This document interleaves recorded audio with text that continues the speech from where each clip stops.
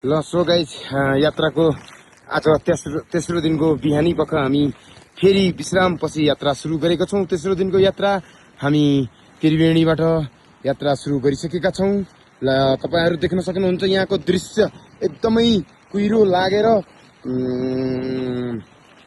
टम्म भएको छ, तर कता कता सूर्य भगवान पनि देखिनु भएको छ जस्तो लाग्दैछ। यता यो त्रिवेणीको यता एउटा मात्रै घर रहेको तपाईलाई जानकारी गराउन चाहन्छु। र यताका डाँडा पखा अब यो हामी यस्तै यो डाँडै डाँडा भएर हामी निस्किने छौं। ल सो गाइस तपाई हामीहरुसँगै रहनु होला। तपाईलाई हामी अबको 3 घण्टापछि बडी मालिकाको दर्शन गराउने छौं दर्शकबिन। त्यसै गर्दा मलाई पनि हेर्नुस्, यस्तो चिसोमा यति कठिन छ। पानी परिरहेको छ, सिमसिम अलिअलि छरछर पानी परिरहेको छ। सो अब बिहानै हामी अहिले बिहानको 9:30 बजिसकेको रहेछ। हामीलाई अलि बिहान पानी परेको भएर बिहानै निस्किन अलि गाह्रो भएको कारणले गर्दाखेरि चाहिँ हामी निस्किसकेका छौं।